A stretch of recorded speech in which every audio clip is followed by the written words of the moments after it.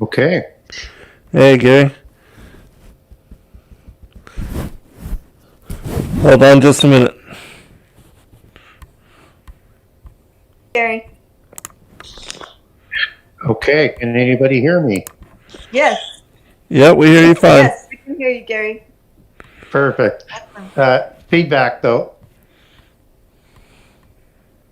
Yeah, as soon as Zen turns off his mic, then we have it.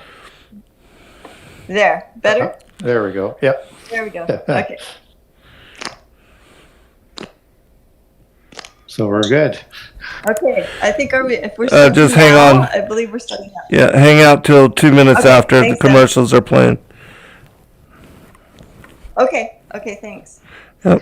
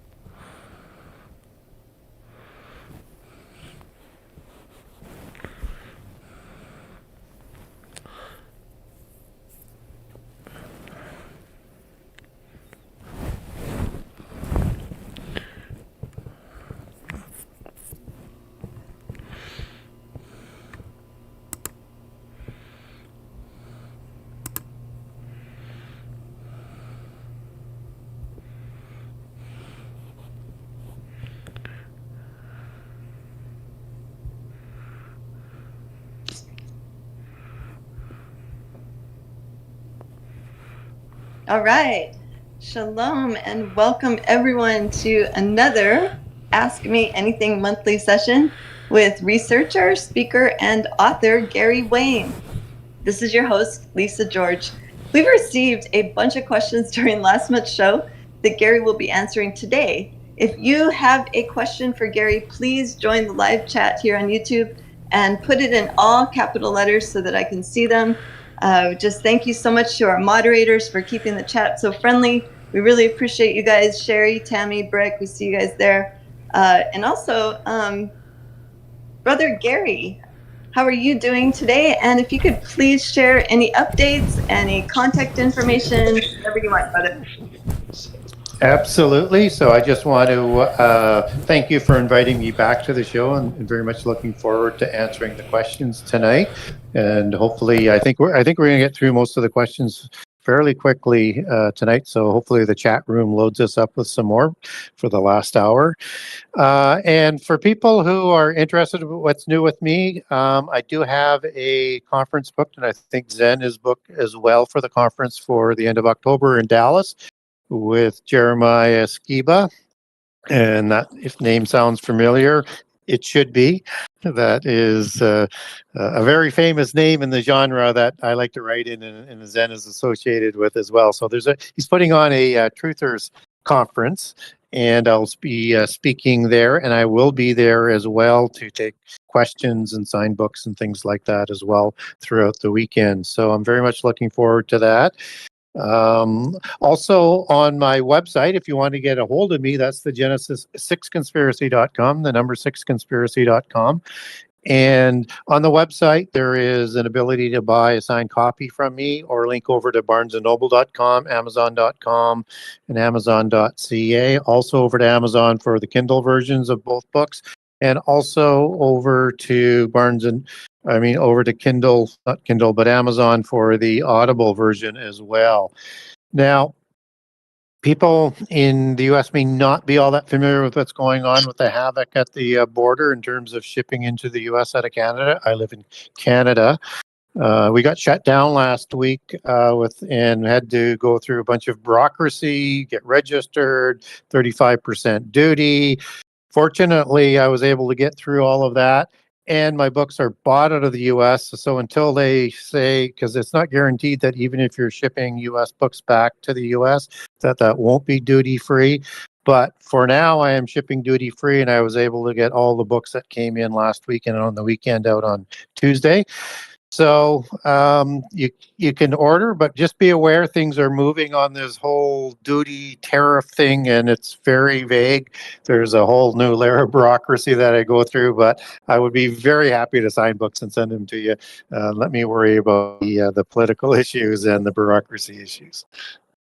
Yeah, it seems like that whole tariff thing, it's really kind of putting a damper on ordering abroad if you live in the US, and it's really hampering a lot of the exports that are from worldwide. I mean, we've noticed it from just we order our magnets from abroad, and to make it, Noble makes EMF blockers, and the magnet price is kind of the same, but the shipping, oh my goodness, and all the taxes they want to add onto that, that's just I can't Yep. see anything getting better with that.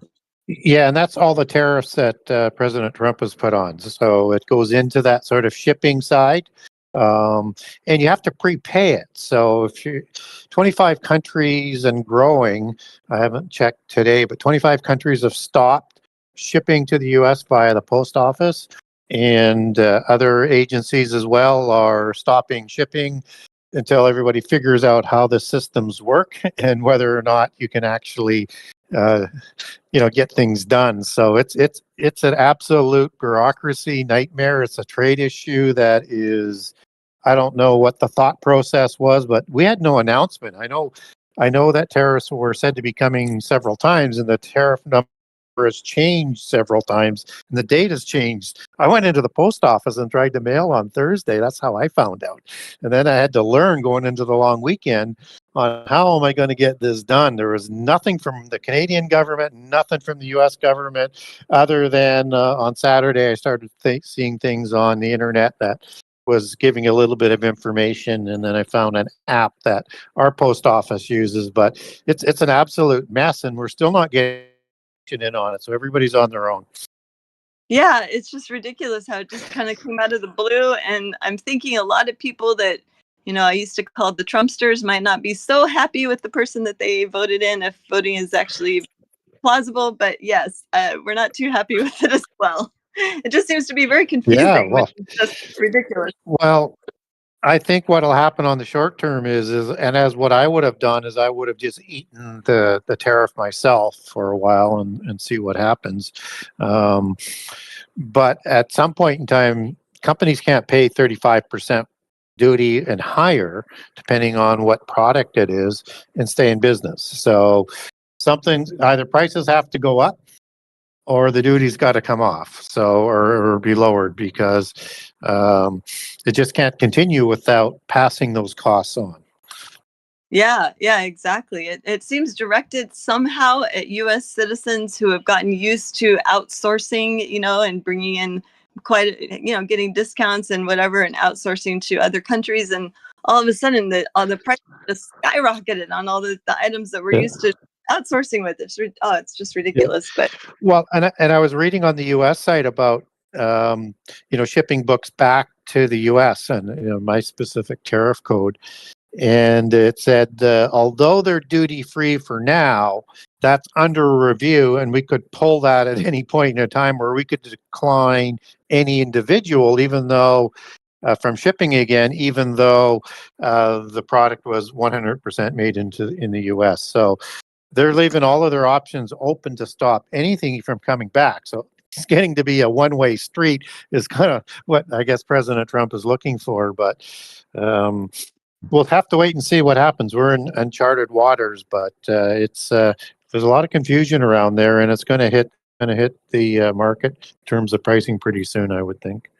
Oh, big time. I have a friend who is pretty high up in the Calvin Klein retail, but she also works with the wholesale and distributor. And she said, just get ready. By the end of this month, she said, we're already marking our prices up. We're adding an extra 25% to all of our regular prices. So I said, oh, wow, that's just nuts. And I've seen it. Like, I buy tiny little, basically almost plastic like jewels, and just for decoration. And I was getting them from a source for like 6 cents per little jewel, and they kept that price the same. But if I want to order any over 100 of those, it's going to cost me $75, which is ridiculous for the shipping. So yeah, it's definitely put a damper on buying internationally and having things shipped in. And I remember in the 90s too, like during the Clinton administration, where they started having factories in the Midwest that were run by the Chinese. And I just thought, wow, where is this leading to? And that's led us to where we were today, to depend on, other countries where we can purchase things and goods for cheaper than here. And we've gotten kind of used to that. And now it's like they're pulling the rug out under everything. So I'm so sorry it's affecting you, Gary, that way as well. But we really appreciate your work. I am reading through your second book, as I mentioned last time, and I haven't gotten too far because I'm in the middle of working on some other projects. I've been working with a group called the God Culture, doing some research and putting together another book for them, and working on traveling internationally ourselves. So I most likely will not be hosting you just for the beginning of October, and we'll miss that, but I'm going to forward the questions on to either Zen or Justin, and one of them can run that show for me. But Yeah, they'll anyway. do just fine. They'll do just fine. Believe Oh, me. yeah. Have Yeah. fun. Well, of course. They're like pros. I feel like the amateur here. Okay. But I appreciate your patience. So everyone, we will be going into the questions now. If you do have questions, please put them in the chat, as I said earlier, in all capital letters so that I can see them. And we will start out with a question from a woman at the well, also known as Teza. She's asking you, Gary, can you please expand on your understanding of the Book of Enoch? And she said that you spoke about it with another person named Abraham and didn't go into many details. So maybe you could expand on that, Gary. That'd be awesome. Yeah, I think what I was referring to is I did a podcast with Abraham, and well, not the real Abraham, but on the Abraham broadcast. You're that one. Okay. Yeah, I thought I better retract that. That didn't sound right. So I better not get too many nasty emails saying, "Are you changing spirits now or what?" So, and so the show was about the Book of Enoch and the Essenes, and so it was if I have the show right, and so I was talking about it, and I wasn't there to defend the Book of Enoch, but I wasn't there to knock it either. So the host was a bit concerned about using the Book of Enoch, as I recall, and wanted to know what my thoughts were on it. So we talked about the Book of Enoch, and so the first thing is that I want to go on the record and say I like it a lot. I think it's everything in there, 99% goes perfectly directional with the Bible.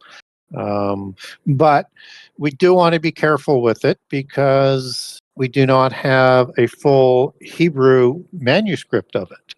And so we can't verify it directly. We have an Aramaic version, but that's not Hebrew. And that's from the Dead Sea Scrolls area. We have a Giaz version, which is the Ethiopian version, which would be there's a debate as to which one would be older, but the Ethiopians basically they're saying that came down at the time of Queen of Sheba or a little bit later. Variations on how they got the Book of Enoch. And the Giaz version is a little bit longer than the Aramaic version, and that's the translation I use because I want all of it that we can get. Slavonic versions, and then there's different versions as well, as in the Secrets of the Book of Enoch, which is fairly consistent with Enoch 1. There's also Second Enoch, Third Enoch, and Book of Giants. So again, you want to, when you're talking about the Book of Enoch, you want to be very specific as to which one you're talking about. But with Book 1, I like it a lot. So there's a few things in there that contradict the Bible, and again, it's probably with some corruptions that are coming down through the ages.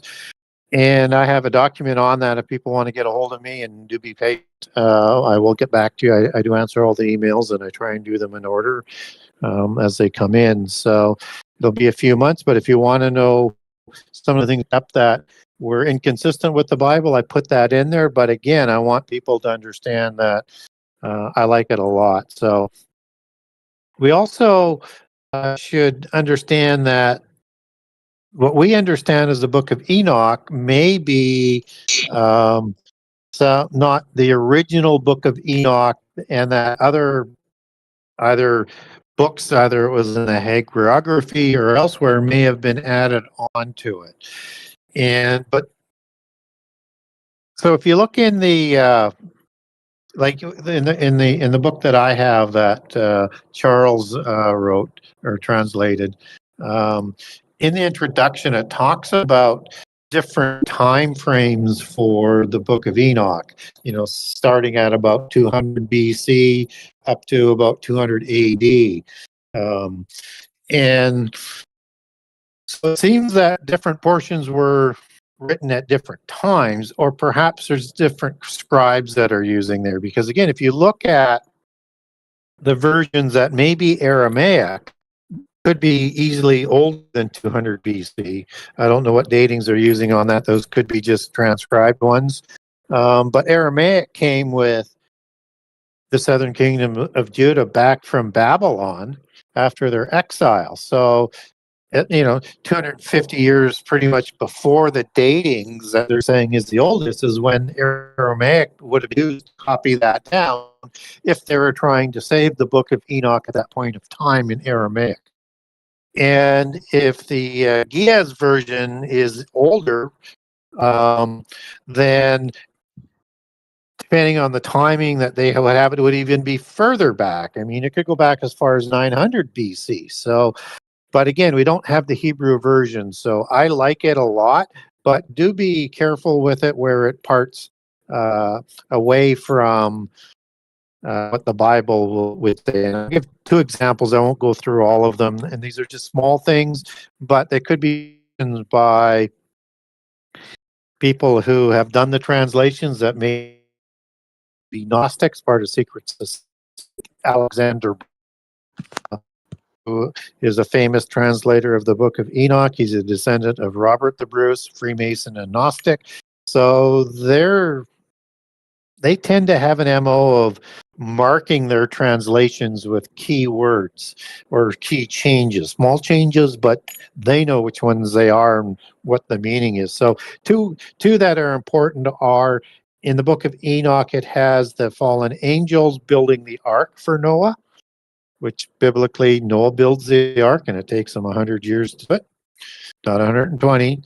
That's has a different meaning there for people who are wondering where I get the 100 years. I go from the birth of the sons to when they enter on the ark. That's 100 years, and God doesn't do math errors. But I won't go into that rabbit hole. The second one is that when we look at Enoch, we have to understand there's two Enochs in the Bible. One that is son of Jared, that typically I would associate book one with. But there's also an Enoch, son of Cain, who also wrote scripture and created the sun-worshipping bull cult that I like to call Enochian mysticism that crosses the flood as Zoroastrianism. And so when we look at what they did in what the translators made an error on in Enoch 1 is they have Enoch dying at 500 years old. Well, Enoch, son of Jared, is taken to heaven at 365.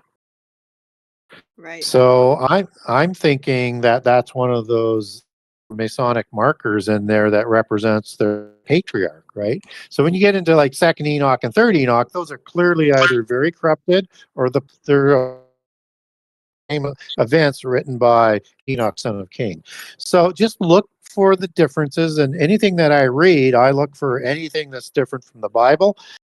Doesn't mean I would throw the whole source out if I find some small ones, but understand I measure everything against what the Bible says. So I like it, I use it, but I only use it where I've got verification from the Bible. So what I mean by that, where I use the Book of Enoch and the passages. So in my books, if I quote them as a direct source, then I will have something I can back it up with in the Bible or tell you why I'm putting it in there.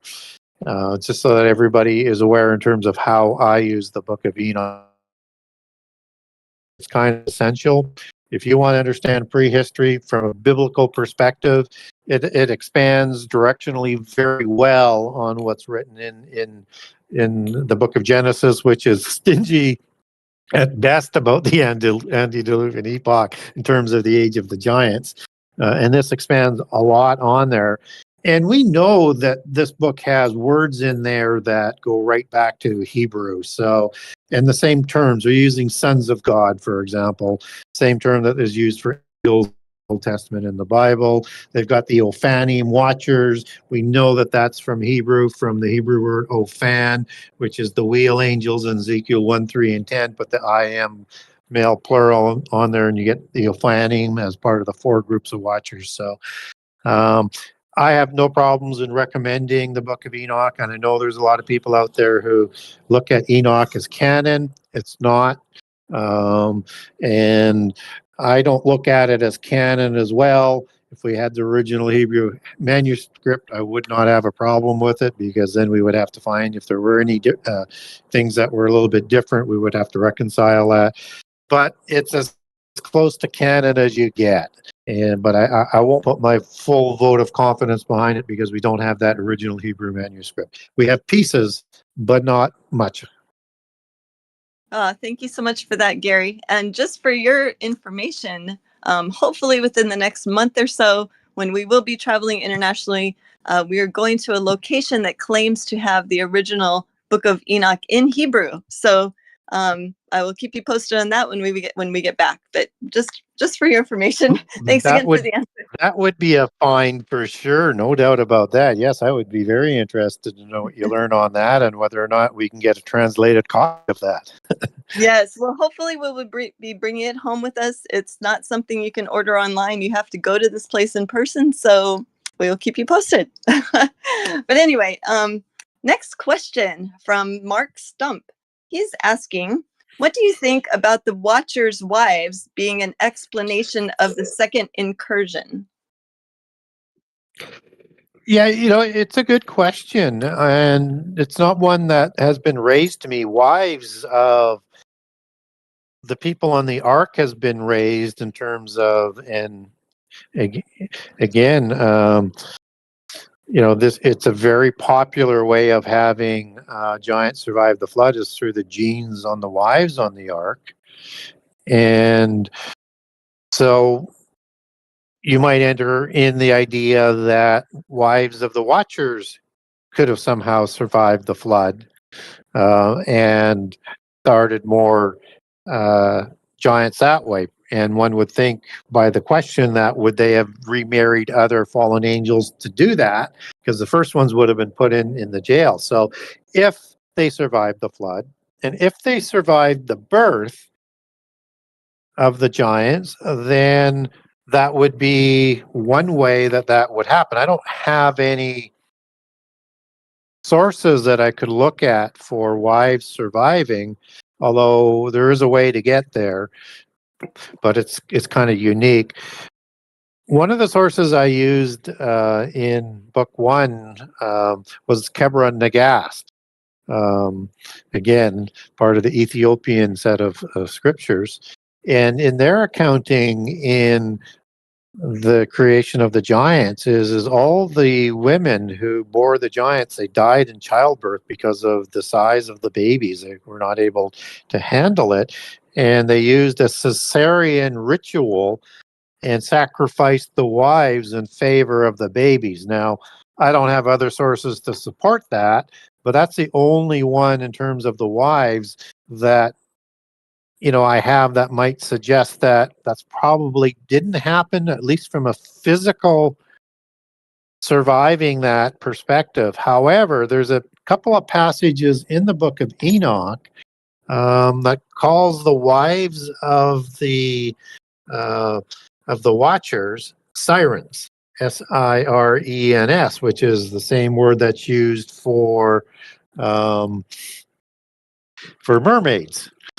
And so it's just kind of interesting that these sirens, we're not really told exactly what they are, but it's a degraded form, a metaphor, maybe metamorphosis of the women into something different, and almost maybe into a demigod type of status as that mythos would go, except that the mermaids are more kind of the demonic aspect. Although they're allegorized in the fairy allegory as being physical beings, one wonders whether or not that's actually the case, or they became like human demons as punishment for their crimes. Or, and again, we don't get this biblically or anywhere that I found, that you can actually have um, the women actually changed into the format of a mermaid. But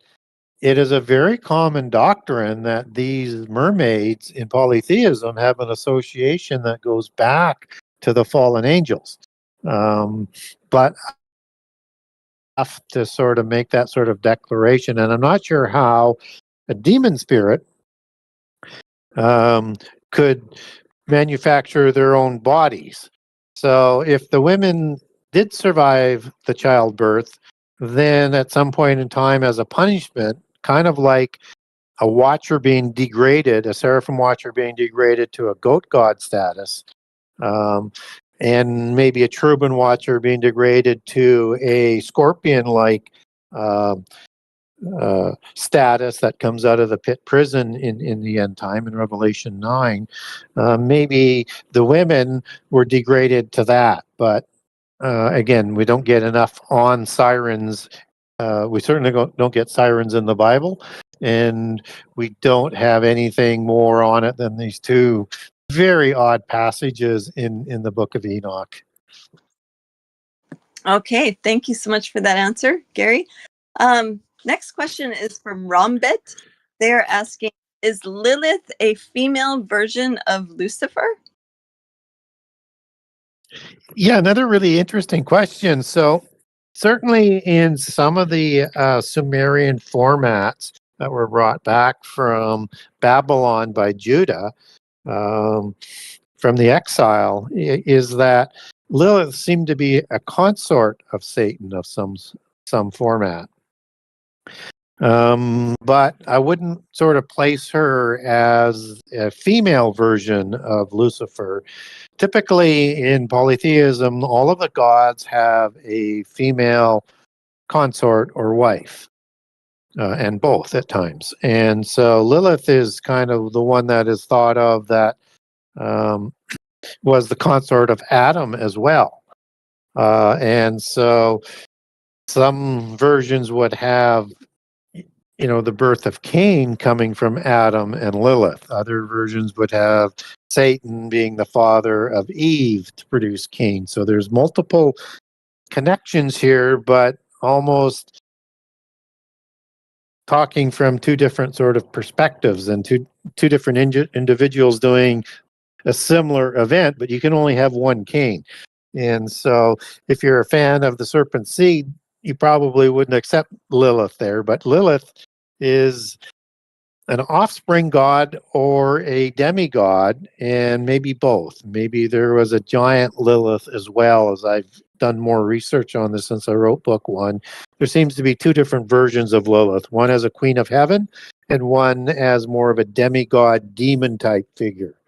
And so that would not be uncommon, because Lilith is part of the dragon bloodline from Tiamat, but with a matriarchal bloodline understood in the fairy allegory and the owl allegory that Lilith also is associated with. So, did Lucifer, Satan, have a consort? Is the real question. And if so, was it Lilith? Lilith is probably an allegory for the consort of Satan. And I get there because in the pantheons, you have offspring gods that, and Lilith seems to be more of an offspring god than a parent god. And offspring gods ruled after the flood, and parent gods ruled before the flood. And with the Gnostics and with the secret societies like the Freemasons, they used the Egyptian Trinity for their Trinity, and you get Osiris and his wife. I don't want to mention the name because there's a terrorist group named after that, and the son Horus, and that would be the Trinity.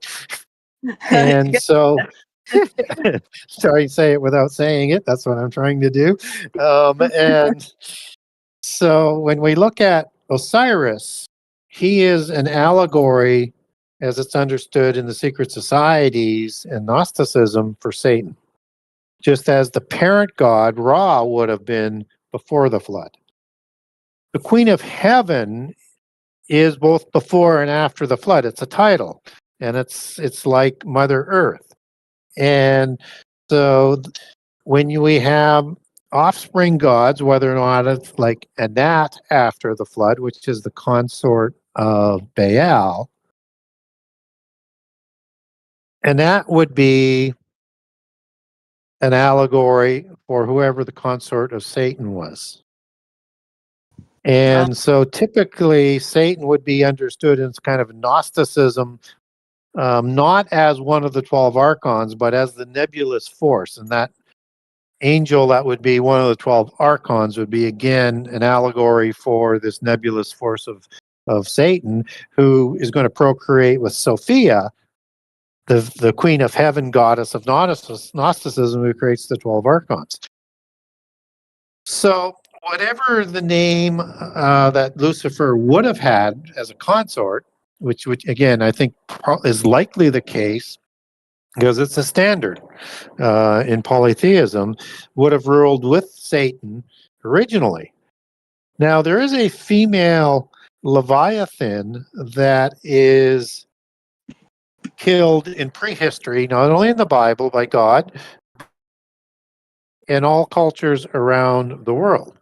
And in the end time, Leviathan is going to be killed in Isaiah 29, the male one. Right. So when we look at what polytheism has to say about how the parent gods disappear and then the offspring gods disappear, like Baal, and El would be the parent god of Baal before the flood, is the angels that procreated and broke the laws of creation went to the pit prison. And so all of those parent gods were said to have been killed by the offspring gods. But then the offspring gods all disappear that were ruling and did the same crimes after the flood. And gods like Baal, who created the Rephaim, according to the Ugaritic text, is said to have died as well, disappeared. Angels don't die. Being in a pit prison is like being dead, so to speak, because you can't communicate part of the physical world anymore, and you're going to be going to the lake of fire that Matthew 25 talks about in the end time. It's been created for them.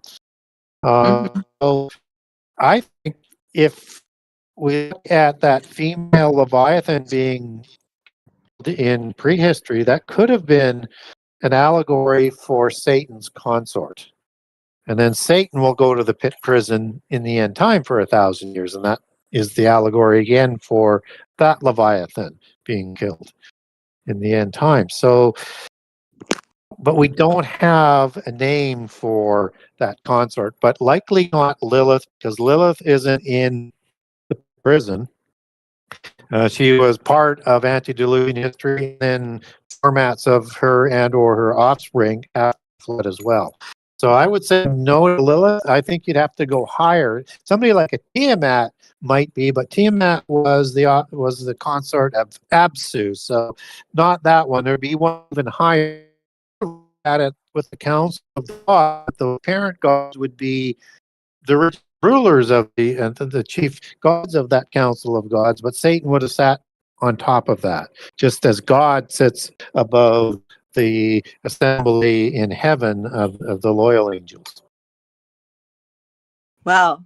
Thank you so much for that amazing answer, Gary. That really gives a good idea as to who Lilith is and who Lucifer is and how it works with prophecy. You always do such a great job of putting all that together.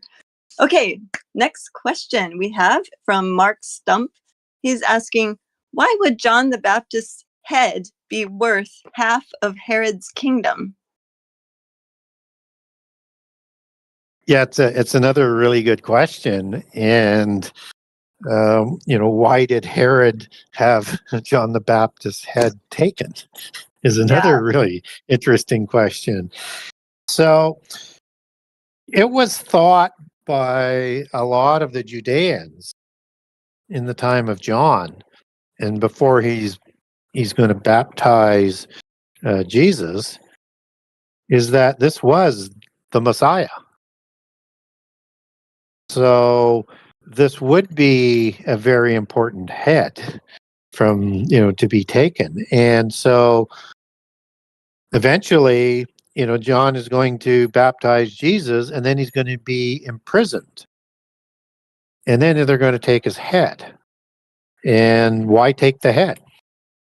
Well, Herod is a royal bloodline from the Horim giants in Edom, and maybe even some Amalekim giant bloodline in there as well. Right. Who knows what else is signed on in there?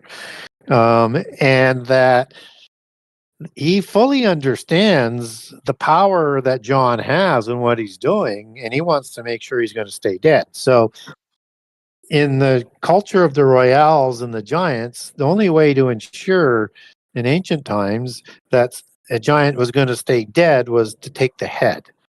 That way they couldn't repair themselves, because they were thought to have the ability to repair themselves, just as the root word for Raphaim, 7495, means to heal. And in the Ugaritic texts, these Raphaim had the ability to heal themselves and to heal others. And so if they lost an arm, they could grow an arm back. But to make sure they were going to stay dead, you had to take the head.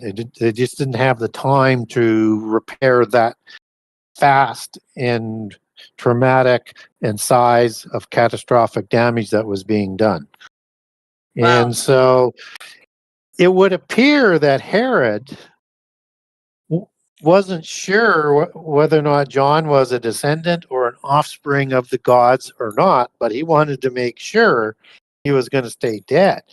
Now, all of that goes to explain that after John's death, Herod hears rumors in the Galilee of miracles being performed. That's Jesus starting his commission, but Herod freaks out. He's absolutely going crazy because he thinks it's John the Baptist come back, and he doesn't know how that's possible because he took the head, which explains why he reacts the way that he did. So I think that was the twofold aspect of it, in terms of wanting the head. Why? Make sure he stays dead because he thought he might be an offspring of the gods. And secondly, he thought he was the Messiah coming for his kingdom. So he would want him killed and take his head as well. That's why it was worth a lot of money. Wow, that's amazing. There's also a New Testament apocryphal book that we're planning to read in the next few months in Digital Readers Club here on Zen's channel, called The Life of John the Baptist. I think it's pretty interesting. It goes into a lot of detail about that head and how that voice was speaking and reverberating through the palace of Herod while he was with his brother's wife, while his brother was still alive. A whole bunch of details there. It's a really pretty interesting read if you want to check that out, Gary. It's in the New Testament Apocrypha, translated by Tony Burke. Just to throw that out there, I know it's best to just stay with the Bible, the canon, but for a lot more details, can go and take a look at that one. It's like an ancient horror story for Herod. Have you read it? Have you read that? No, Gary? I have not. I was just listening to your description. So Oh my goodness, they have this head like still announcing the same words that is unlawful for you to sleep with your brother's wife while he's still alive, like for 15 years or something above Jerusalem after he died. So it's just That's amazing. Okay. Because it says the disciples came and took his body, but it never has an explanation in the Bible what happened to the head. So I guess Yeah. that's an explanation.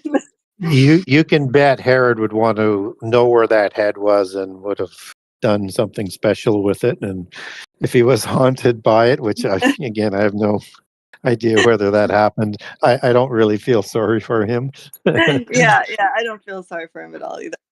Okay, next question is from a woman at the well, also known as Teza. I believe she's in the chat today. She's asking, was John the Baptizer part of the Essene community, in your opinion? The simple answer is no. And the longer answer is this. So the Gnostics and the secret societies who are related to the Essenes, and the Essenes are polytheists from the belief system of Egypt versus the Kabbalists from a polytheist form of Judaism from that comes back with the Southern Kingdom from the Babylon exile, and the Essenes from the Egyptian therapeutate. And so the Essenes adopt, just as the Gnostics do, because they're working with the same doctrine, they adopt most of the patriarchs in the Bible, but change them into polytheists. And they do the same thing with John. They do the same thing with Jesus. They do the same thing with Mary Magdalene and all the other disciples, except for Paul, that they call the heretic, because he does teachings that they just can't sort of work into the system, because Paul recognizes Jesus as deity status, and they say the other disciples didn't, but that's not true either. But they can manipulate the scripture, and Jesus certainly, he didn't go out of his way to say that he was the Word of God. But he made it very clear who he was. So in many, many different passages. So this is just part of that whole strategy to wrap monotheism up and bring it back to polytheism. And they need to do that in preparation for the end time. So I have a document on the Essenes if people want to get a hold of me on it. That shows you what the historians and the church fathers recorded about the Essenes, and that they worship fallen angels, and a whole list of other things. But I won't go into all of that. It's just that we need to understand that the Gnostics recognize Jesus, but not as the Word of God.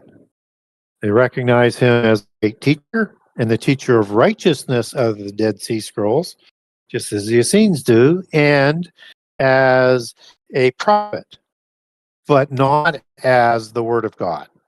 So, distinction. So, and this is a belief that if you run into quote unquote Gnostic Christians, basically that's what they're going to say. Yeah, and so they're not really Christians. They're just trying to fold Christianity into the polytheist system. So it's a big topic, the Essenes, but do understand that they were polytheist and worship angels, and the knowledge of the fallen angels which they guarded, which is the root to their play on as a Nazarene. They use Nazarite with the asceticals, and they use Natsar, which is means to guard and watch holy knowledge from the fallen angels. So this is knowledge that they received from the fallen angels. So be careful with that. It's a very powerful story to say that they're Nazarenes from Nazareth, but they're doing double entendres, which is a typical polytheist approach, as well as the allegorical meanings, the different meanings that the Christians. So you're going to hear a lot of propaganda about that, and there'll be a lot of people who it's not true. They have to be Christians. They were the whole Christian movement going forward at the beginning. No, that's the propaganda, and they've done a very good job of convincing people and making history disappear, but it's there if you look for it. I totally agree, Gary. And thank you again. I actually asked for your manuscript on the Essenes a couple of years ago. I used it to teach several times. And you have quite a bit of information in your book, but the manuscript really dives in and gives a lot more detail. And I agree too. John the Baptist, they like to try to group him with that whole the Essene group, or try to do something the Gnostics always do. But I totally agree with you on that, Gary. And just to give a quick instance, like when you look at the Knights of St. John, that's John the Baptist that they've named that secret society after. Wow. I was not aware of that. I was thinking it was, because that's where they say the first hospital was, started, of course, by the secret societies in Jerusalem. And I get, no, that was James. They say James was the father of the leader of the church in Jerusalem. And so is that the one that's called the Hospital of St. John in Jerusalem? I'm trying to remember. Yeah, they started that up in about 1040 to 1045 AD, so before the Templars taking the city of Jerusalem from the Muslims in 1099. And so the Knights of St. John, or the Hospitallers, because actually it set up a hospital there to help people, and they were also used as protectors for pilgrims coming to visit the Holy Land as well. So they preceded the start of the Templars, but they were of the same organization. And eventually the Knights of St. John took the same organizational structure from the Templars, who received their organizational structure from the Essenes and the Assassins. So Wow. Wow. There's so many of those sort of interconnections of things that come down through history that, again, most people aren't all that aware of. And you still see Essene allegories, handshakes, things like that are used in Freemasonry even to this day. Right. And I would guess that Pythagoras was considered an Essene, or at least part of the secret societies, or leader of it anyway. Is that correct? Yeah, he's one of the 7 famous cultivators of the 7 sciences after the flood. And so he is thought had access to the pillars of Lamech and Enoch, and then had access to the knowledge that transported in their history across the flood that showed up at Babel, that Babel City and Babel Tower, and that knowledge comes down through the Pythagorean mystery schools that eventually gets passed on from the building perspective to the Roman collegia. That's going to be inherited again by the Knights Templar as they come back with their Gothic architecture from their discoveries below the temple. So again, it's such a rich history of connections back and forth between different famous polytheist figures. You don't really think of them as all part of the same belief system and the same organizational structure, but they are. Right. And it seems too that, when we're in school, we learn about all these different so-called famous people, the Pythagorean theorem, the Dewey Decimal System, all these famous names. I'm guessing all of these guys, because we know who wrote the literature for the school system here in the US and Canada, they're all probably part of secret societies. That's why they have a famous name. Am I correct, or is that kind of far out? Sure, I understood that in terms of the names. Yeah. And they would, anybody mentioned as a famous person that we need to note in our educational system was right. probably part of the secret societies, right? Yeah, they keep their history alive in everything, whether it's entertainment or through education or through movies, through things that are named after that. They keep their history system, in plain sight. We just don't know because they wrote all of this history. Right. They wrote all of the education. So it's going to be loaded with their belief system. Exactly. Oh, and speaking of secret society members, the next question is from Sacks of Green 420. They are asking, have you had any firsthand or strange paranormal experiences with secret society members or insiders, and were they Luciferian? That's kind of a loaded question. Well, let's just state for the record, which I do at least half a dozen times a year, is I'm not a Freemason or a secret society member or Gnostic. So what I'm not going to have privilege in terms of accessing information from is from the inside.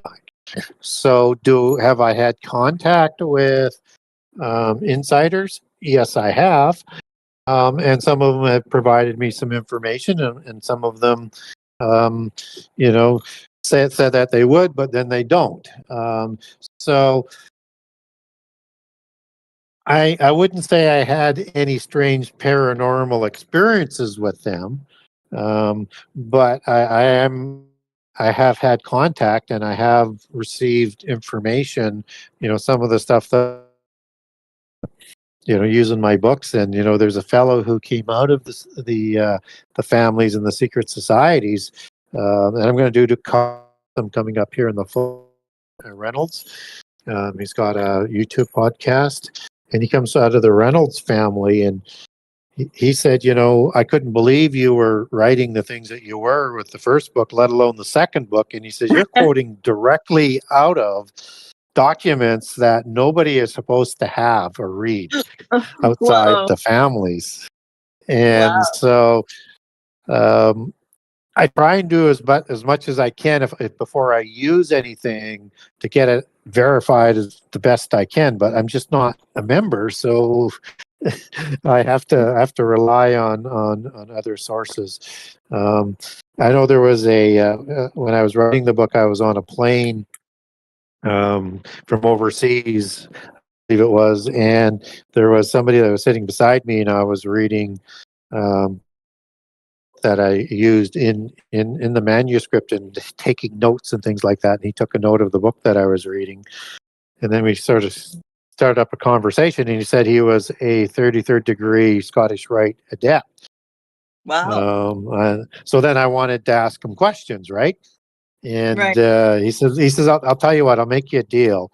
He says, and he shows me his ring, and he says, if you can tell me what the symbol on my ring means, he says, I'll answer any question you want. So I looked at it, and I had no idea. It was like a single line, and there was these two dots on either side, and it was on this sort of blue opal type of stone or sapphire. And I said, can I think about it for a while? And he said, yeah. So it was a long ride. And I'm thinking about it as I'm doing this research. I'm going, I have no idea. I don't want to pass this up because I could get something really good I could use in my research. So I'm thinking, then I thought, well, there's a possibility. So I said, well, I'm not sure if I'm on the right path here or not, but I said, when you have that line there, it could be a line in the sand, or it could be a stick, or it could be a staff, or it could be a cane. A cane. Yeah. I was looking for the word cane. It wasn't coming to me.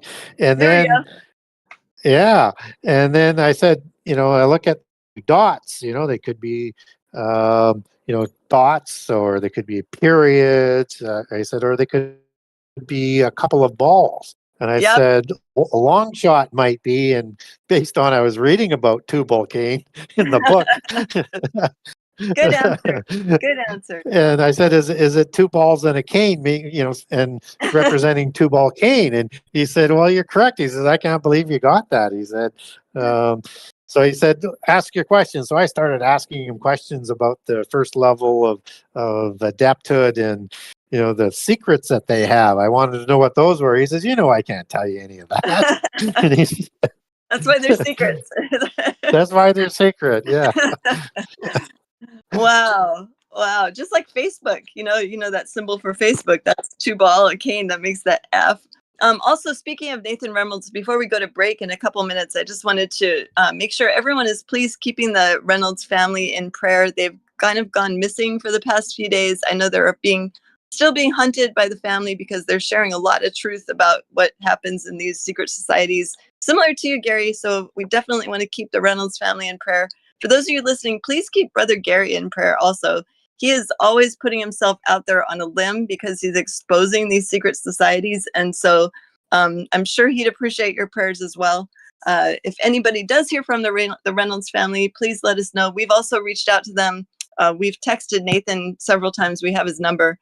He was actually supposed to be a guest on our show on Hebrew Hawaiian a couple weeks ago, and we didn't hear back from him. So definitely please continue to keep their family in prayer. We've had in the chat, they're mentioning this also, and we've had individuals contact us since we know the family, and also to please continue to keep them in prayer. And if anyone does hear anything from them, we know that a lot of people that also follow this channel and follow your work, Gary, are acquainted with the Reynolds through conferences and through their ministry. And so we definitely want to keep them in prayer. And we know that our God is much more powerful than any of the other fake gods out there, and that he is watching over them and surrounding them with his angels. And so we just really appreciate all of you who have been praying for their family. It's kind of ironic you bring them up, Gary, because they've been on my mind for like the past couple of weeks, just because we haven't heard back, and then knowing that they're in danger, possibly. Just ramp up your prayers for them, everybody. And I had not heard that. I'm sorry to hear that, and it's always the risk. So he's been out there and doing things, and if they've said that's enough, then yeah, he needs to go back underground again for sure. And we all have that, and but it takes people from the inside to expose it. I mean, otherwise you wouldn't get any information. So the bravery of people like Nathan is astounding. And so yes, let's pray for him. Definitely. Would you want to say a quick prayer? We have about 1 minute till break, Gary. Would you mind leading us in prayer for Nathan and for everyone else who's exposing truth? Sure.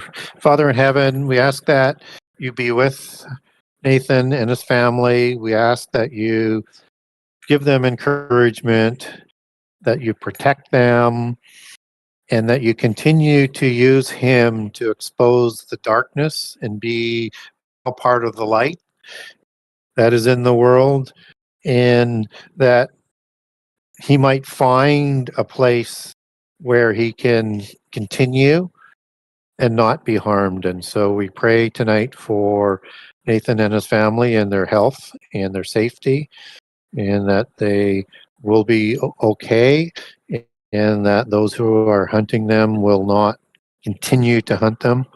And we pray these things in the name of our Redeemer, the Word Jesus, who sits at your right-hand side and testifies to you for us and all of the saints, and also in the name of the Holy Spirit, in your great and holy name. Amen. Amen. Thank you, Brother Gary. All right, we're going to break. We will be back in a few minutes. It might be silent if you don't hear the commercials. Just hang in there. We're just going to take a quick break while the radio station does their ads and commercials, and we'll be back in about 4 minutes. Okay, so we'll see you guys soon. Shalom.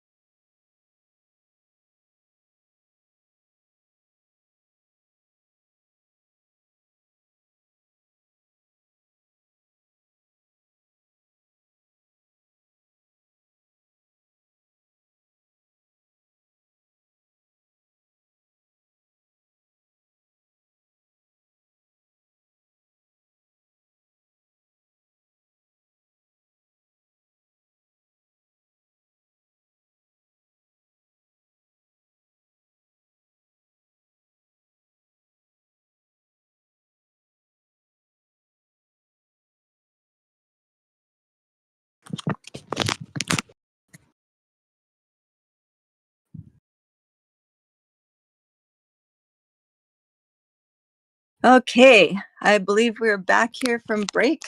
Thank you, everyone, for hanging in there with us. We have Brother Gary Wayne here. We're in the middle of his Ask Me Anything for the month of September. Oh my goodness, I can't believe it's September already. So if you do have questions for Brother Gary, please put them in the YouTube chat in all capital letters so that I can see them. And we do have some more questions that came in during the first hour, Brother Gary, but we can finish up with the last two questions from last month first, if you're ready, brother. You still there, Brother Gary? Just making I sure. am. Okay, good. I'm hoping. It's so weird. Everything just is silent. So I'm hoping that everyone can hear me. If you guys can hear me on YouTube, that would be awesome to see in the chat. But a break is over at 2 minutes after the hour. So I'm hoping that everyone can hear all this. Moderators in the chat, if you can please let us know if we are back up and if you guys can hear us. Okay, great. Thank you so much, Tammy. All right, next question is from John Argabright.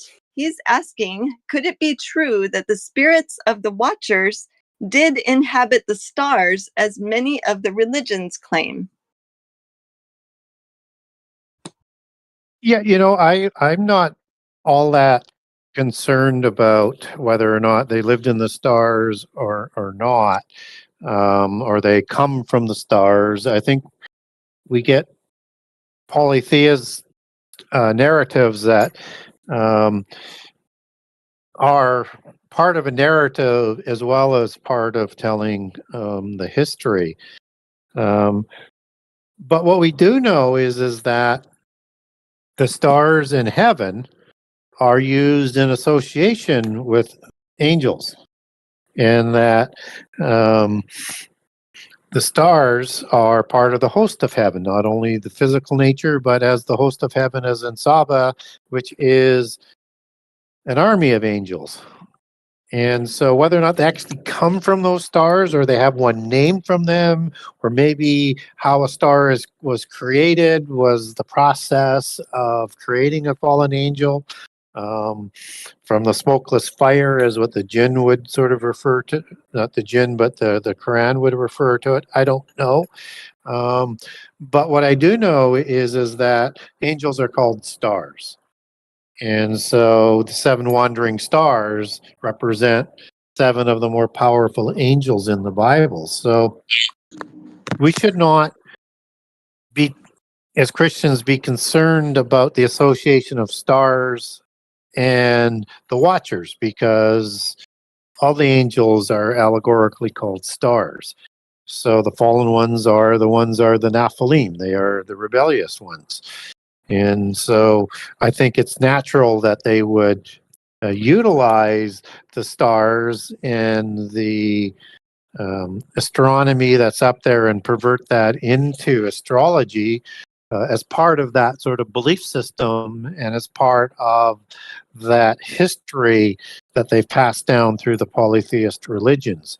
So I think when we look at groups like the ancient alien groups in terms of the mythos and the organizations, is all of those beings come from the stars as well, right?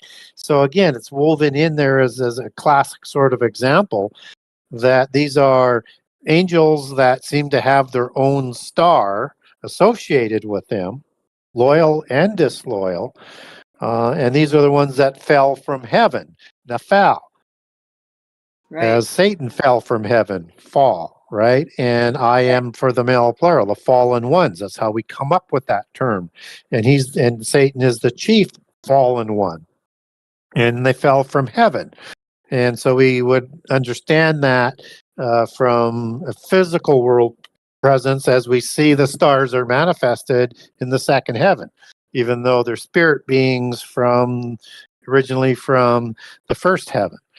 So it all sort of makes sense, but it's just how the polytheist groups and the polytheist sponsored groups make the case in the story about that.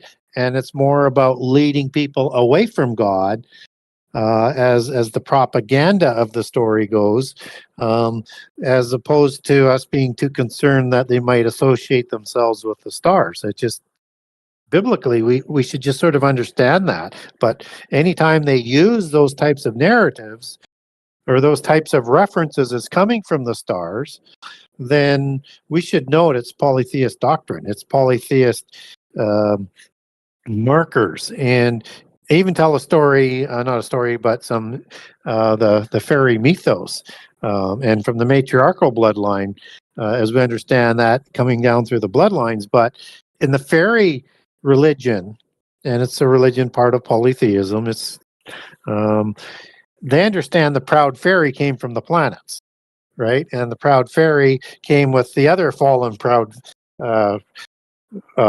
fairies that also rebelled, and then they created the Tuatha De Danann, the fair folk or the fairy folk, which are the giants. That is the same kind of story as the alien mythos or gods coming from the stars. Right. And we should understand it that sort of way. And the reason why I use that, it shows the constant in that application. And so anytime we hear any reference to intelligent beings coming from the stars, understand that's the wisdom of the world, and that is polytheism. Right. Or from the planets even. Like, oh, we're from the planet Saturn. Well, okay, that's probably Satan and that's probably a fallen angel, right? Yeah, exactly. Okay. Did you want to go on to the next question? Do you have anything else on that you want to share, Brother Gary? No, I think we're good. Okay. Well, this next one is my question, and it's just because I've been going through my brain so many things about the royals that we talked about the last time, and I've sent you some pictures. You probably got a host of pictures from me comparing them to famous celebrities. But my question is, in your opinion, do the royals of Europe actually reside in the castles that they show in their own media? Or are they used more for photo ops and they live underground in huge bunkers, as stated in prophecy, that they will hide under the mountains of the earth as the day of the Lord draws nearer? And for example, there's many mansions here in Hawaii claimed to be lived in by celebrities, but we rarely see evidence of them actually living in them. And this is per friends that have so-called house sat for these celebrities or cleaned for these celebrities that have told me that they don't really live in them. So what are your thoughts on that, Gary? Well, a very, very good question. And the reference I think that you're referring to would be probably Revelation 6 at the end of it, where they believe the people of the world and the rulers all believe that this is the wrath of the Lamb that has come. And it's wrong because it's the seals. But that's not God saying that. That is those who brought the catastrophes, thinking, well, we've gone too far, and this is going to be the day of the Lord, and they'll hide in the caves and the rocks and the mountains. Right. And so that's a classic thing for people who are using the wisdom of the world to distort the timing of Revelation as well. And that is the time of the wrath. The wrath doesn't even come about until announcement in Revelation, until Revelation 14:7 with the judgment, and then in Revelation 10 when it's going to be pulled out in full measure, not 25% or 33%, full measure as it is in Revelation 10 at the time of the destruction of Babylon and at the implementation of the mark of the beast. And the year of the Lord's wrath is reserved for the last year. And it's, potent on it in terms of the understanding where it says something to the effect of the year of the Lord's vengeance, which is, a Hebrew word that's going to go back, that's used for wrath. And the year, it's the year of the day of the Lord and recompense, and the year, I screwed it up. It's the year that I'll say it again. I'll start all over. It's the year of the Lord's vengeance in recompense for the strife of Israel. The day of the Lord and the year of recompense for the day for the strife of Israel. So there's a full year there. That's the wrath of God that happens at the end of the last 7 years. And also in Revelation 15:1 and 7, where the wrath bowls are being prepared, they're full goblets or bowls or chalices, whichever is being used That they're not like in half measures or 33% or 25%. And so that's the judgment of God that's coming, as Revelation 15 and 16 will outline. So it's funny that strange to me, funny kind of, that they would be thinking that this is the wrath of the Lamb, and that they've got the timing all messed up, and they're going and they're running into the mountains. But that also foreshadows that they have places reserved to where they're going to go. Right. Now, whether or not those are actual caves and mountains, or they're prepared places like bunkers or tunnels or shafts, and wherever they're located, but it would be all over the world because the royales are all over the world.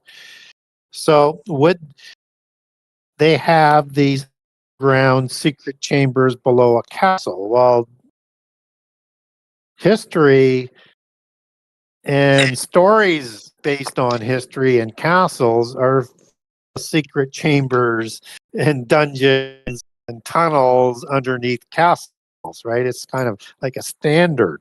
So they did Right. build these underground places where they could go. And where I would say that we would take a lead from, in terms of being the sponsors of the secret societies, the royales, are the secret societies. And when they staked out towns in North America and they set up the town square,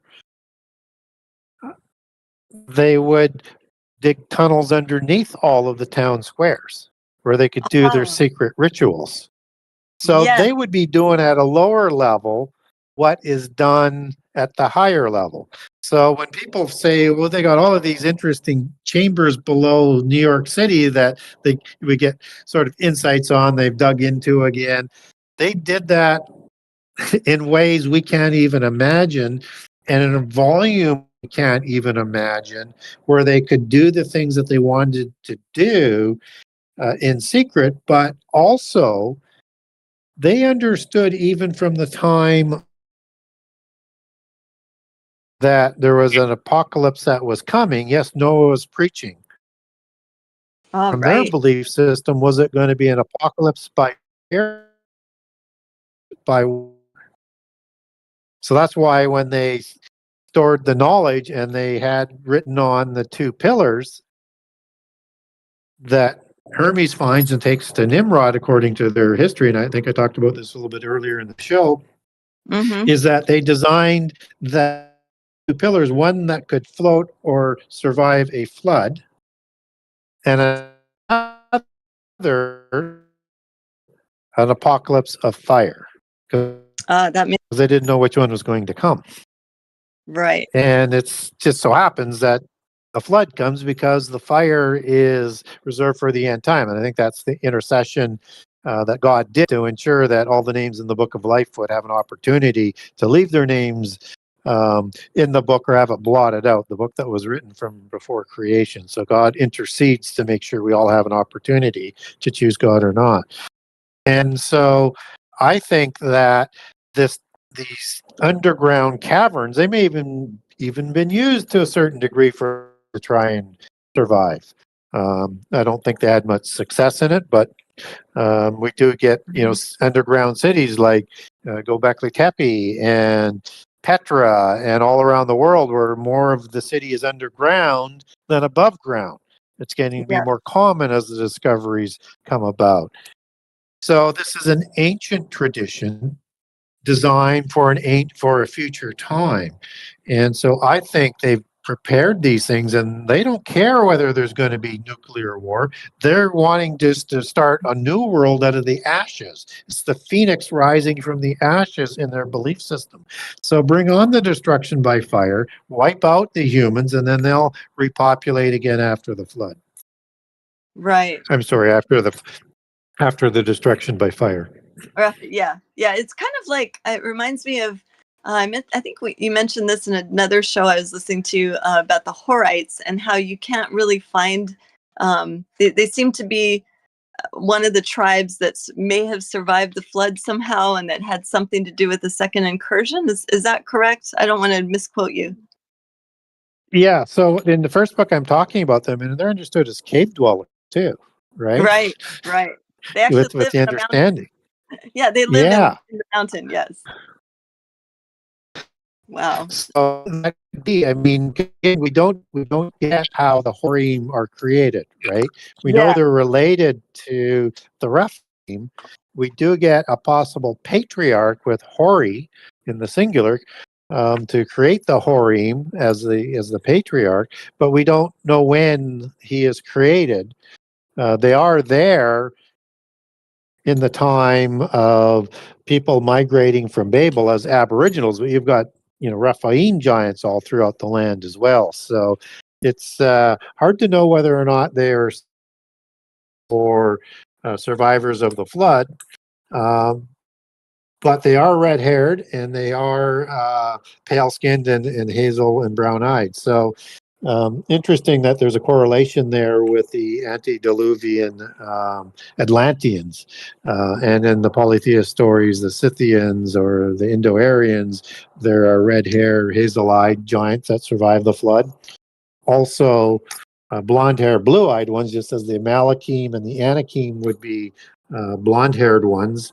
And all were part of the assembly of the Datanu in the Ugaritic text. So we don't know. I tend to lean more towards a second incursion by the Baalim giants of these after the flood. But again, there's a possibility they could have survived the flood. And we get that because in Genesis 6 and Genesis 7, God was going to destroy the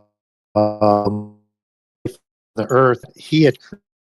He didn't say he was going to destroy everything the fallen angels had created. It was designed to give humankind a restart, but not necessarily to wipe out all of the giants, because God lets the fallen angels act through free will throughout this epoch. And if they decided they wanted to save giants, they could have done it in a number of ways on an ark, like Yeah, in the Epic of Gilgamesh with Nephilim.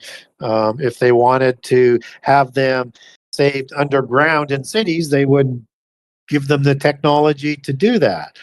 If they wanted them to be saved off the earth, as in a cloud or technology, they could do that. If they wanted to put them into another dimension, they could do that. I do think second incursion better fits how giants show up after the flood, but I'd leave that crack open because we don't have that smoking gun verse, even though I make a good case for second incursion in book 2. Yeah, that's the chapter I'm on. That's why I have a couple of questions surrounding that. I also want to let you know too what I mean by knowing people that here in Hawaii, because it seems like the royals, the top A-list celebrities, whatever you want to call them, they all have mansions here. And I have some friends that were contracted to build part of Oprah's latest mansion on Maui, and they told me that it's a 30-bedroom house, which is, to me, it's just like over the top for Oprah, whose family seems pretty small. And that 3/4 of it is underground. It's on the side of the Mount Haleakala, which is this huge, gigantic mountain on Maui that even gets some snow in the winter. And they said that the majority of the house, 3/4 of the house, is inside the mountain underground, and there's tunnels, but they weren't sure exactly where the tunnels are going. But it's just, it blows me away that, that these royals just come over here, and it just seems like this is like their congregating place for some reason. It's just, especially Maui. Maui is like crawling with them, and them in all their mansions, which it's so ironic too that they decided to have those fires ignited on Maui, and none of their homes were affected. So I'm sure that was amazing. Yeah. Amazing. Okay, we've gotten some more questions coming into the chat, Gary. So if you're all right with it, I'll go ahead and start with the first one. Okay, this is from Patrick. He is asking, who is Mystery Babylon, and when do you think Persia will destroy it? Well, let's just start with who Babylon is. As Mystery Babylon, we get most of the descriptions of Babylon in Revelation 17. And Mysterion, it's an initiatory polytheist religion. So look at it as the woman who is the mother of Babylon and coming down through like the beast empires and the other religions around the world. Those are understood as daughters of Babylon. Those are terms that are used in the Old Testament, and they're there for us to help understand that this is the religion of the giants. This is the religion of the rulers of the world.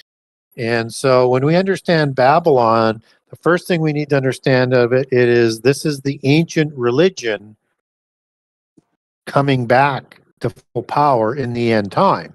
Just as you had a daughter of Babylon as a religion in Babylon, in Greece, and all the seven empires, it's going to have that same ancient religion coming to power. And so we need to look at Babylon as a religion, but there's three other components to Babylon as well. We know it's a woman because she and it's the queen of heaven, as they like to call her, and I used that term earlier in the show. And she rides the beast of empires with reins. She controls them. The religion is part of the organizational structure of how this world works and how they control the world. Wow. And so, yeah, so it's going to be part of the seventh empire of the 10 kings. It's just part of the organizational structure. So it's going to be a geopolitical organization because it also controls these 10 kings and likely is the one who sponsors, and I say likely because we don't get scripture for this, but likely the one that is going to sponsor somebody who's going to become Antichrist to negotiate the 7-year covenant. And it's going to take a universal religion of great power that's going to permit Antichrist to negotiate in that 7-year covenant the ability for Judah to do sacrificing on a wing extremity overspreading of the temple, depending on which English version that you're reading on that in Daniel 9:27. Because Islam is not going to permit that to happen unless it gets folded in with Christianity and Judaism into this universal religion. And the people of Judah are going to be getting the benefit of this religion for the first 3.5 years. So, geopolitical organization and a universal religion. It is also should be understood as an economic system, that all the merchants and the kings of the world grow rich from her. It controls all of the trade, and Babylon grows rich, so much so that the 10 kings are going to get so jealous, they're going to give their power over to Antichrist to destroy Babylon at the end of Revelation 17, just as it's announced in the summary of events in Revelation 14 that I talked about earlier, and the start of the judgment, the start of the great tribulation that leads to the year of the Lord's wrath in Revelation 14 with that summary of events and the exact order of those major events in terms of how they happen. It's also the same typology as the hour of trial, Revelation 3:10, that comes upon the entire nations. It's the same typology that's used in Daniel 12:1 for the time of Jacob's trouble starting in the Great Tribulation. And it's also the same language for the Great Affliction and the Great Tribulation in Mark 13:19 and Matthew 24:21. The Bible works in perfection if you let it. So we have this understanding of now an economic organization, a universal religion, and a geopolitical organization. And we also need to understand it's said to be a city 9 times in the book of Revelation. So it's going to be all of that. What is not going to what is not going to happen though is Persia is not going to directly overthrow Babylon in the end time, but the Seventh Empire is kind of like a descendant of the Persian Empire, just as Greece is, just as Rome is, just as the end time empire is going to hand that power over to Antichrist, and then they're going to overthrow Babylon. So the 10 kings and Antichrist is going to be the one that actually does it, and probably with some angelic help as you dig into all of the details of all the different passages in the Bible of the destruction of Babylon. So that's who Babylon is, and it is the system that makes the way for Antichrist. The economic system is put in place. I think Antichrist takes it to one level further, but the Babylon system is going to look like the Mark of the Beast system, but not quite there. So understanding the details in the chronology of the end time is very, very important, because there's a lot of wisdom of the world out there that is designed to lead Christians astray. And they want us mixed up and confused on when things happen, how things happen, and what these organizations are, and their interrelationship between Babylon and the 10 kings, and how that affects the seal openings and when all that comes together. So it's a very good question as to who Babylon is. And maybe the asker was using Persia as an allegory for the beast empires, because Persia is the one that succeeds Babylon in the beast empires past. So why wouldn't it be one that would destroy it in the future? But as I say, when I look at that statue of the metallic empires in Daniel 2, that's one giant system. Yeah, It's I all agree. interrelated. Yeah, I like how you break all that down into all the different sections and all the different facets of that whole beast system, and what to look for. Because I believe, like you say, we are in the fig tree generation. We're starting to see more and more of how all of that is going to be working with the religion, the city part of it, the geopolitical, economic. I mean, they really just are control freaks. They want to control all of this stuff, and they're getting it. I mean, we definitely are working and living in the last days here. All right, you ready for next question, Gary? Certainly. Okay, this one is from Leonard. What are your thoughts on Rob Skiba's research? Well, I was friends with Rob Skiba, not close personal friends, but I worked with him, I met him, I talked with him. We agree on a lot of things. We don't disagree. We don't agree on everything, and it's kind of like that with everybody. What do I like? What do I think about his research? I like a lot of his research. We disagree on how giants survived the flood to a certain degree, but we understand giants show up after the flood. He did a lot of research on flat Earth. I'm not ready to get there yet. I think they have to answer some more questions yet for me to get there. And I won't go through all of the details on it, but the amount of research that he did on that was absolutely astronomical and amazing. And so one thing we did agree on it when we talked about it is something goes around something to make the phenomena happens, whether the Earth is flat or it's round. And so that has to be a part of all the different equations in terms of understanding how things work. So, but I have to say, he was a tremendous human being, tremendous Christian, did extraordinary research, and I have nothing but admiration for him. We just don't 100% agree on everything, but we agree on most things. That's great, Gary. Yeah, I agree too. I mean, there's a lot of things that everyone doesn't agree on, but we don't have to agree on everything as long as we all agree on salvation through Christ. That's the main thing that matters. And other things, it's helpful to agree on certain things, but it's not a requirement. So I agree with you on that, Gary. That's for sure. Next question is from Lenda. She's asking, in Genesis chapter 3, verse 3, what is your opinion of the meaning of the word touch? Genesis chapter 3, verse 3. Sorry, I don't have that quote. I should have pulled that up before I asked you this. I believe she's referring to the serpent telling Eve not to, or God telling Eve not to even touch the tree. Yeah, I want to make sure I understand the context of it. And it's a detail that isn't really sort of talked about a whole bunch, but it is equivalent to eating it, because it Mm. says you're not to eat of it or touch it lest you die. Mm-hmm.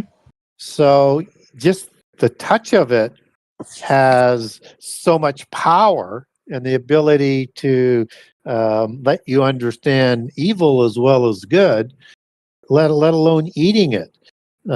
Eating it, I guess, is worse than, but not a consequence, because either way, you would be ostracized. So when we look at the word touch, that's the Hebrew naga, to actually mean to reach, strike, touch.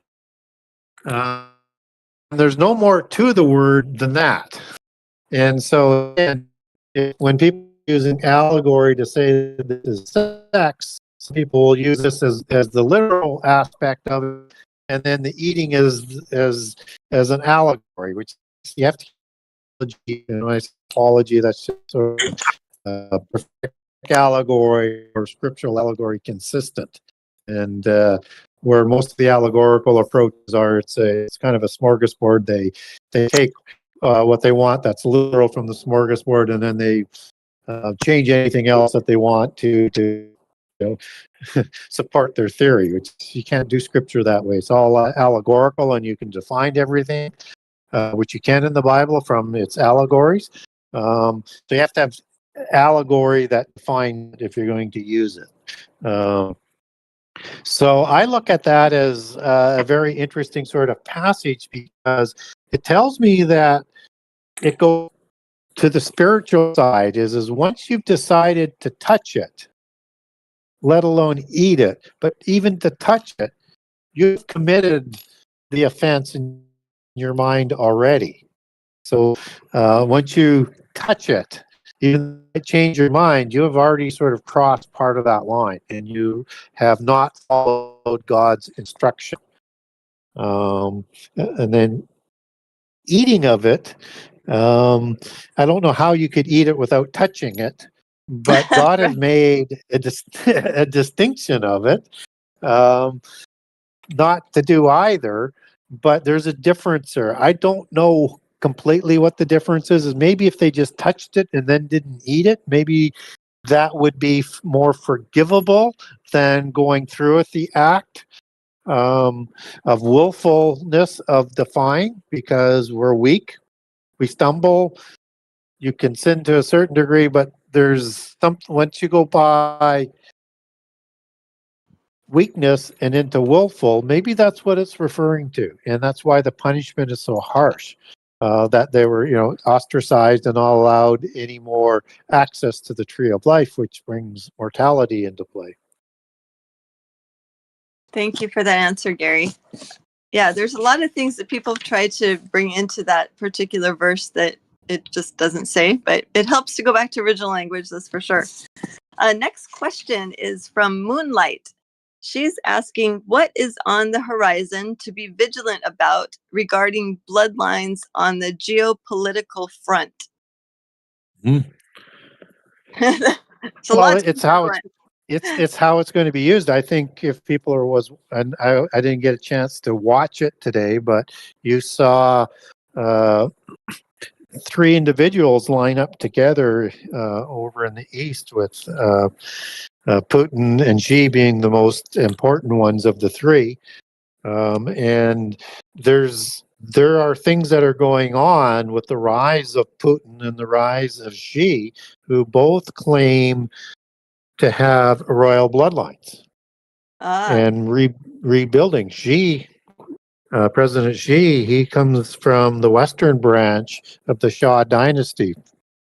Shah is spelled Xia. And that is the dynasty that was created by the dragon creator gods that produced the original royals and giants that started the Shah dynasty. And that ruled until just after World War II.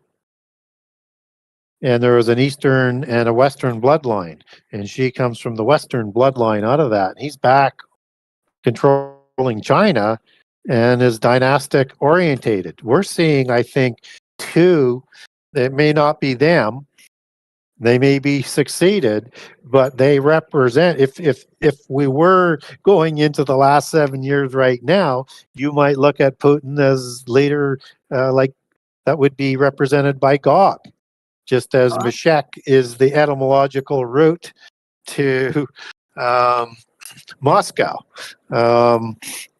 So, and Xi, I mean, he's not going to participate in the Gog War, but the kings of the East have a role to play in Armageddon. But you're going to have some sort of breakup of division of power with these 10 kings. You've got 5 toes on each foot in the metallic empire.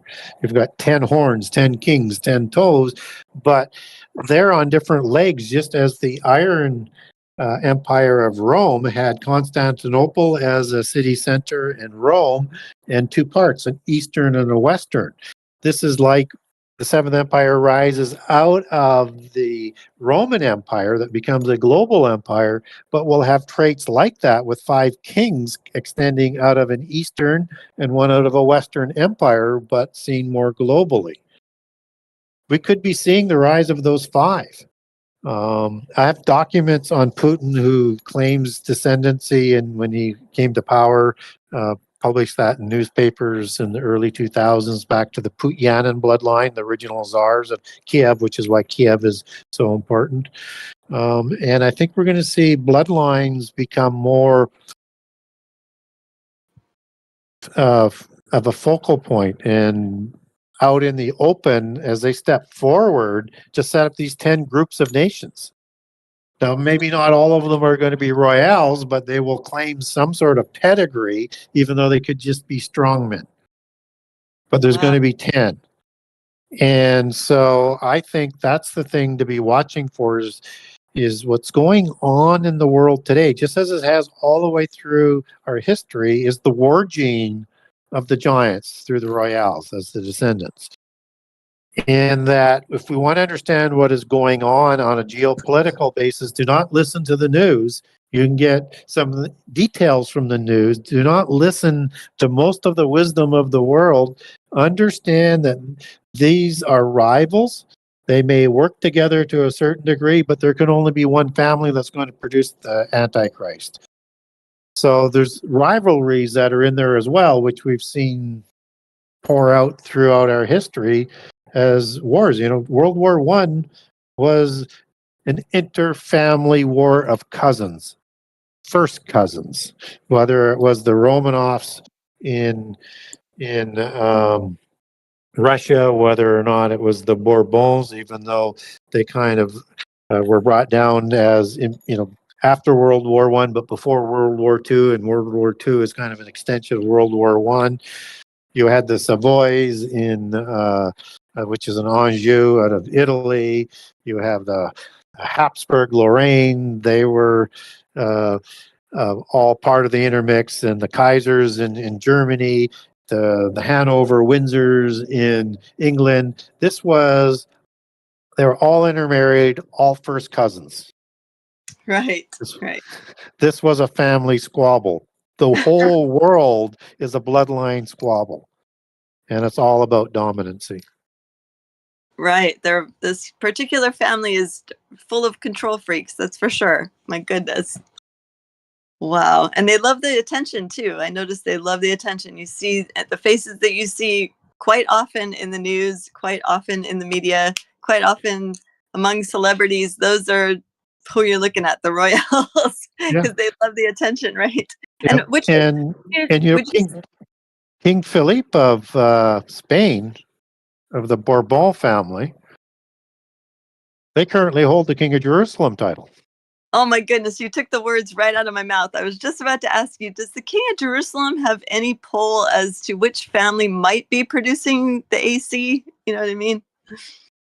Well, they think that whoever holds the King of Jerusalem title is going to be the title that Antichrist has. Right. I'm sorry. I was putting right? that in code. Yeah, The Antichrist. Yeah, yeah, exactly. That might be a and watch, right? yeah, and within the Anjou claim to the King of Jerusalem title, and understand Bourbon is scion into the Anjou through intermarriage. And the Anjou have three claims to the King of Jerusalem title, but what seems to be the legitimate one, the one who actually has the distinction of being the King of Jerusalem, is King Philippe of Bourbon of Spain. But the Savoy of Italy, they still make that claim. And also the Habsburg Lorraine dynasty through von Habsburg still make the claim that he has the legal right to the King of Jerusalem title. So even within the Anjou family, they have rivals. And I sort through all of those details for people if they buy book two. I walk through how the King of Jerusalem title comes about, and then how it splits into those three rivalries for the King of Jerusalem title. But that doesn't mean they're going to produce the Antichrist. You have all these other bloodlines who want to be Antichrists as well. So Right, right. And I noticed I was looking at bloodlines the other day too. I was looking especially at the Swedish bloodlines because I've personally met some of them here in Hawaii without realizing who they were at the time. But I've noticed that they are cousins with the Windsors, but they're probably cousins with everybody else too, I would imagine. Is that do you know much about the Swedish royals? yeah, they are all intermarried. If you look at bloodlines coming from Rollo, and Rollo takes his bloodlines back to Odin, that came down through the change of the name from Rollo with the expropriation of Normandy in 911 to 912 AD with the Treaty of St. Clair, and they changed their name to St. Clair uh, in Normandy, and St. Clair, as it became transliterated into Scotland, who started Freemasonry, the same family, and one of the St. Clairs was also a battle partner of Hugh de Payon at the start of the Knights Templar and the Crusades as well. And Right. so, yes, so they intermarried with those bloodlines into all of the Anjou bloodlines. And then, of course, as you have the De Bruces, as you have William the Conqueror, and all the other ones that are migrating with those Norman invasions into England, they come down into the Stuart bloodline, right? And then into the Hanover bloodlines. So there's intermarriage that goes on all throughout history. And so they keep renewing some of those marriages to keeping the ennobledness of those scions still in place through time.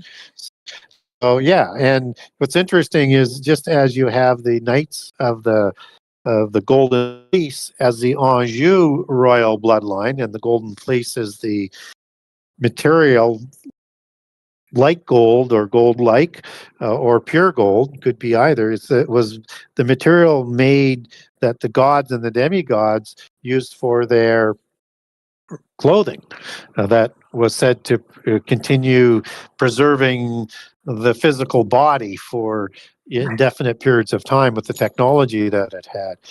The Wow. Royal Knight Order of the Norse is the Knights of the Seraphim Oh my Watchers. goodness. Oh, okay. That makes sense. That makes so much sense. I'm thinking Lord of the Rings, the elves had that special clothing that they put on to preserve their bodies so they wouldn't get hurt in battle. I'm also making this connection now that you said that about the history of the Swedish royals, because that would make sense if they were related to Sinclairs. That is the Robinson family who owns a huge chunk of property here in Hawaii, an entire island actually in the north, just north of Kauai, plus about 1/3 of Kauai.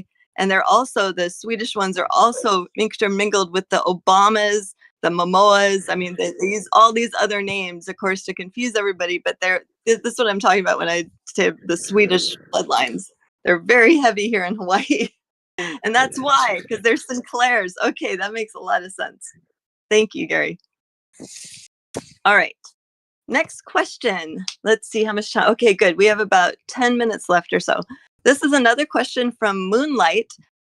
She's asking, how do the Frankist Sabbatins fit into their power hierarchy playing out to this day? The Frankists and the Sabbatins, she was asking about.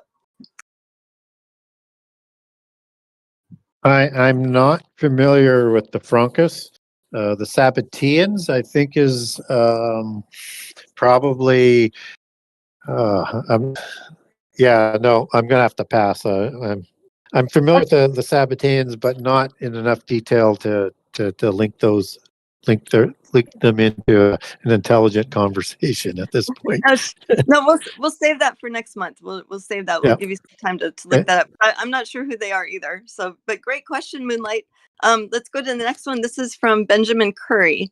In your opinion, who is at the top of the pyramid for the world system? And he gives a bunch of ideas: the Illuminati, the Vatican, other secret societies. Who's at the top? Yeah, it's a really good question. And just back on these Sabbateans, that is a Jewish group. I know of them, but I want to dig a little bit more in it. And I would expect from that Frankas would be similar to that, but I'm not familiar with the Frankas. But we'll get some information on that for people. Just put it in the question next time. So at the top of the pyramid, I would say don't use a pyramid. Number one, I think Upside that's down pyramid? not even an upside down one. It just doesn't have enough space to put all the organizations into. You might be able to use that within one organization, but not in the thousands and thousands of organizations. So when we look at secret societies, they look at they call it a thelemic tree. And it's from the Greek word thelem, which means God's will, as it's used in the New Testament. Again, they like to usurp everything and counterfeit. So a thelemic tree is they want to be able to do what they want as little gods on this earth, right? And so they use a tree as a model for their organizational structure, as I understood it, from the information that I received, and that's where the name Thelem comes from. So you can see that word Thelem that's used in Rosicrucian organizations, like Crowley and others. And I cover a little bit of that off in book 2. Yeah, you have a whole chapter yeah, titled Thelemic Tree. Yeah. Yeah, so they have what they call trunk organizations. And at the top of the trunk is the 13 families. And then below that is the Council of 33 Families. And then below that is the Committee of 300 Families. Below that is the Rosicrucians. Below that is the Illuminati. And below that is the Freemasonry group and first level Adept. Now, into those trunk organizations, and imagine it as a tree of Lebanon, as a cedar tree, just as the Amorites are described as tall as the cedars of Lebanon. No coincidence in the allegory that they're using, because it's a tree of Mount Hermon. And it has a branch that comes down. And so as that branch organization branches out, you have this hierarchy forming within a branch that goes back into a central trunk organization, into those trunk organizations. So some people think that the Illuminati is at the top. Well, they're second from the bottom in the trunk. Oh, okay. Rosicrucians are third from the bottom. Some people think Jesuits are the most powerful. I didn't even include them in the trunk. They're a trunk organization that either go into the Committee of 300 if they're controlled today by the junior black nobility. If they're still controlled by the senior black nobility that created them, they would go into the Council of 33. So start thinking about the organizational structure in that manner. And at the top are the 13 Western families. Now, that's just the Western European and West bloodlines. It's got nothing to do with Asia and places outside of European control. Okay. Gary, you still there? I am. Okay. Was there anything else you wanted to say about the thelemic tree? I'm sorry. I thought maybe you got cut off there. No, I just thought before, yeah, because I could name all these other different groups and how they intersect, but I just wanted to give an idea of how things sort of work. But you have to understand the trends first. Right, right. I mentioned the upside down pyramid because when we went to the Louvre, at the entrance to the Louvre, is an upside down pyramid and there's a right side up pyramid. And the two, I don't know if you've seen the picture, they're both made of glass and the 2 points touch each other right in the center of the Louvre as you're descending into the underground Louvre. It's kind of creepy and beautiful at the same time. Yeah, well, and the pyramids. I mean, they do a lot of mixing of those allegories. If we understand that their heaven is in the earth in another dimension and not up, we understand why things are turned upside down. Right. Right, exactly. I just saw a movie that showed that. What was the movie? Oh, the new Superman movie showed that exact thing, that they go through into another dimension. They go under the ground and they go through these portals. It's so like close to the truth. I was freaking out during the movie and I had to see it again. That might be an interesting movie for you to watch, Gary, the new Superman movie. There's so much truth in there, from the names to the portals to the underground to all the cages. Well, oh my God. Well, I would remind people that this is the house of El in Superman. Yeah. El is the parent god in the Canaanite pantheon, Yes. and that the Superman's name isn't Clark Kent. It's Kal-El. Kal-El is the word we understand as became, as in Nimrod became a mighty one. Right. Right. And that's.